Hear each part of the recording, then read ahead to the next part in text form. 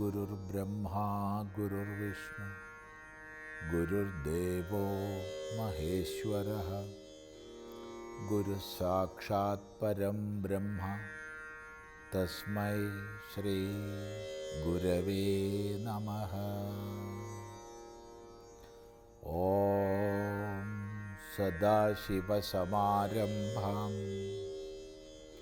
शङ्कराचार्यमध्यमाम् अस्मदाचार्यपर्यन्तां വന്ദേ ഗുരുപരമ്പരാം.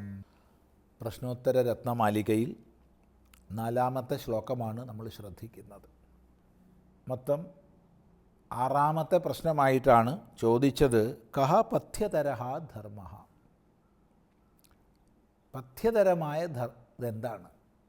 മറുപടി ധർമ്മമാണ്. ഇപ്പോൾ ജീവിതത്തിൽ നമ്മൾ അവലംബിക്കേണ്ടത്, ആശ്രയിക്കേണ്ടത്, അനുഷ്ഠിക്കേണ്ടത് എന്തിനെയാണെന്നാണ് ചോദ്യം. മറുപടി ധർമ്മം, ധർമ്മത്തെയാണ്. സൂക്ഷ്മ വിചാരം ചെയ്താൽ ഈ പ്രപഞ്ച വ്യവസ്ഥയാണ് ധർമ്മം. അനേന ധാര്യത്തെ സർവം, എല്ലാം യാതൊന്നിനാൽ ധരിക്കപ്പെടുന്നുവോ അതാണ് ധർമ്മം. ആണവിക കണം മുതൽ അനന്തകോടി ബ്രഹ്മാണ്ടങ്ങൾ വരെ സകലവും എന്തിനാലാണോ ചേർത്ത് കോർത്ത് ധരിക്കപ്പെടുന്നത് അതാണ് ധർമ്മം. അങ്ങനെ വരുമ്പോൾ ഈ പ്രപഞ്ച താളമാണ് ധർമ്മമെന്ന് മനസ്സിലാവും. അത് മനസ്സിലാക്കി നമ്മുടെ പ്രവൃത്തി കൊണ്ടോ നമ്മുടെ വാക്കുകൊണ്ടോ നമ്മുടെ ചിന്തകളെ കൊണ്ടോ ഈ പ്രപഞ്ച താളത്തിനൊരു ദോഷം സംഭവിക്കാത്തതുപോലെ എല്ലാത്തിൻ്റെയും സ്നേഹപൂർണമായ പാരസ്പര്യം നിലനിർത്തിക്കൊണ്ട് ജീവിക്കുന്നതാണ് ധർമാചരണം. ഈ ധർമ്മത്തെയാണ് പഥ്യതരമായിട്ട് പറയേണ്ടത്. 7-ാമത്തെ ചോദ്യം കഹ ശുചിഹി, ആരാണ് ശുചി? ശുചി എന്ന് പറഞ്ഞാൽ ശുദ്ധതയുള്ളവൻ. ശുദ്ധനാരാണ്? പലപ്പോഴും നമ്മൾ ശുദ്ധനെന്ന് പറയുമ്പോൾ ദേഹത്തിൻ്റെ ശുദ്ധി എല്ലാം പരിഗണിക്കാം, കുളിച്ചവൻ, കുറിയിട്ടവൻ എന്നൊക്കെ. എന്നാൽ ഇവിടെ ആചാര്യൻ പറയുകയാണ് യസ്യ മാനസം ഇഹ ശുദ്ധം. ഇഹ ഇവിടെ ഈ ലോകത്തിൽ വിഷയങ്ങളുടെ മധ്യത്തിൽ സകലവിധ ദ്വന്ദ്വങ്ങളുടെയും മധ്യത്തിൽ, അതാണ് ഇഹ എന്ന് പറയുമ്പോൾ ഇവിടെ. യസ്യ മാനസം ശുദ്ധം, ആരുടെ മനസ്സ് ശുദ്ധമാണോ അവനാണ് ശുചി. അല്ലാതെ ബാഹ്യമായ ശൗചമല്ല ഇവിടെ പറയുന്നത്. അവനെ പറ്റിക്കണം അവളെ പറ്റിക്കണം എന്നുള്ള ചിന്തയില്ലാതെ ആർജവത്തോടുകൂടി അശുദ്ധ വിചാരങ്ങളില്ലാതെ ആര് ഈ ലോകത്തിൽ കഴിയുന്നുണ്ടോ അയാളാണ് ശുചി. അതാണ് കഹ ശുചിഹി, ആരാണ് ശുചി? ഇഹ യസ്യ മാനസം ശുദ്ധം സഹ ശുചിഹി, ആരുടെ മനസ്സ് ശുദ്ധമാണോ അയാളാണ് ശുചി. അപ്പോൾ ഈ ശുചി ആയി തീരാൻ നമ്മൾ യത്നിക്കേണ്ടതാണ്. മനസ്സിൽ മാലിന്യങ്ങൾ അടിഞ്ഞുകൂടാൻ സമ്മതിക്കാതെ നിരന്തരമായ വിചാരം ചെയ്തും ജപാദി സാധനകൾ ചെയ്തും പരമാവധി മനസ്സിനെ ശുദ്ധമാക്കാനും തദ്വാര ശുചിത്വത്തെ നേടാനും നാം പരിശ്രമിക്കേണ്ടതാണ്. അടുത്ത ചോദ്യം കഹ പണ്ഡിതഃ എന്നാണ്. ആരാണ് പണ്ഡിതൻ?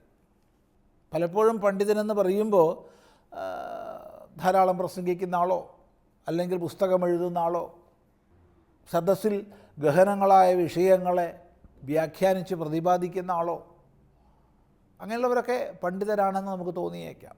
എന്നാൽ ഇവിടെ ആചാര്യൻ പറയുകയാണ് വിവേകി. ആർക്ക് വിവേകമുണ്ടോ അവനാണ് പണ്ഡിതൻ. വിവേകം തിരിച്ചറിവാണ്, വേർതിരിച്ചറിവാണ്. നിത്യമെന്ത് അനിത്യമെന്ത്, ഗ്രാഹ്യമെന്ത് ത്യാജ്യമെന്ത്, ഇങ്ങനെ എല്ലാത്തിനെ സംബന്ധിച്ചുമുള്ള തിരിച്ചറിവ്. ഈ തിരിച്ചറിവോട് കൂടിയവനാണ് വിവേകി. വിവേകിയാണ് പണ്ഡിതൻ. അപ്പോൾ ആർക്ക് വിവേകമുണ്ടോ, ആർക്ക് തിരിച്ചറിവുണ്ടോ അയാൾ വിവേകി. വിവേകിയെയാണ് ഇവിടെ പണ്ഡിതനായിട്ട് കൂട്ടുന്നത്. ഇവിടെ എന്താണ് നിത്യാനിത്യ വസ്തു വിവേകം എന്നുള്ളിടത്ത് ഭഗവാൻ ഭാഷ്യകാരൻ തന്നെ ബ്രഹ്മസത്യം ജഗന്മിഥ്യേത്യേവം രൂപോ വിനിശ്ചയ സ്വയം നിത്യാനിത്യ വസ്തു വിവേക സമുദാഹൃത എന്ന് പറഞ്ഞു തരും. അപ്പം ബ്രഹ്മസത്യം ജഗന്മിഥ്യ ഇത്യേവം രൂപോ വിനിശ്ചയ, ഇപ്രകാരമുള്ള നിശ്ചയം, വിശേഷമായ നിശ്ചയം, അതിനെയാണ് വിവേകം എന്ന് പറയുന്നത്. സത്യമായത് ബ്രഹ്മം മാത്രം, ഈ ജഗത്ത് മിഥ്യയാണ്. ഈ ഒരു ദൃഢമായ ബോധമാണ് വിവേകം. ആ വിവേകമുള്ളവനാണ് വിവേകി. വിവേകിയെയാണ് പണ്ഡിതനെന്ന് പറയുന്നത്. അപ്പോൾ കഃ പണ്ഡിത വിവേകി. കിം വിഷം, 9ാമത്തെ ചോദ്യമാണ്. കിം വിഷം, വിഷം എന്താണ്? എന്താണ് വിഷം? മറുപടി അവധീരണ ഗുരുഷു. ഗുരുഷു, ഗുരുക്കന്മാരിൽ, ഗുരുജനങ്ങളിൽ, അമ്മ, അച്ഛൻ, ആചാര്യൻ തുടങ്ങിയവരിൽ, അഥവാ ഗുരുജനങ്ങളിൽ എന്ന് നമുക്ക് മൊത്തത്തിൽ പറയാം. അപ്പോൾ ഗുരുജനങ്ങളിൽ അവധീരണ, അവധീരണ എന്ന് പറഞ്ഞാൽ അവജ്ഞ. ഇപ്പോൾ ഗുരുജനങ്ങളിൽ ചെയ്യുന്ന അവജ്ഞയാണ് ലോകത്തിൽ ഏറ്റവും വലിയ വിഷം. വിഷം കഴിച്ചാൽ നാം മരിച്ചു പോകുന്നു, മരണകാരണമാകുന്നു വിഷം. ഇതുപോലെ നമ്മുടെ ധാർമ്മികവും ആധ്യാത്മികവും സാംസ്കാരികവും എന്ന് വേണ്ട നമ്മുടെ മാനുഷികമായ വ്യക്തിത്വം തന്നെ മരിച്ചു പോവുകയാണ് ഈ വിഷം അകത്ത് ചെന്നാൽ. ഗുരുക്കന്മാരിലുള്ള അവഗണന, അവജ്ഞ, ഏറ്റവും വലിയ ക്ലേശമാണ് പൂജ്യ പൂജക വ്യതിക്രമം. എന്നുവെച്ചാൽ പൂജ്യൻ ആരാണ്, ആരെയാണ് പൂജിക്കേണ്ടത്, ആരാണ് പൂജകൻ, ഇത് വ്യക്തമായി വേർതിരിച്ച് നമുക്കറിയാൻ സാധിക്കണം. എപ്പോഴും ബഹുമാനിക്കേണ്ടവരെ ബഹുമാനിക്കാൻ പഠിക്കണം, പൂജിക്കേണ്ടവരെ പൂജിക്കാൻ പഠിക്കണം. അതിൽ വൈപരീത്യം വന്നുകൂടാ,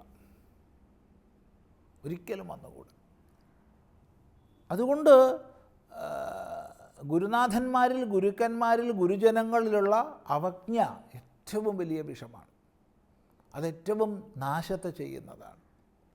പണ്ഡിതന്മാരുടെ സദസ്സിൽ അല്ലെങ്കിൽ പണ്ഡിതന്മാർ അനുഗ്രഹബുദ്ധിയോടുകൂടി ഇരിക്കുന്നിടത്ത് ശ്വാസോച്ഛ്വാസം പോലും കഴിക്കരുതെന്ന് പറയും ഭഗവാൻ ഭാഷ്യകാരൻ തന്നെ തൻ്റെ ഉപനിഷത് ഭാഷ്യത്തിൽ.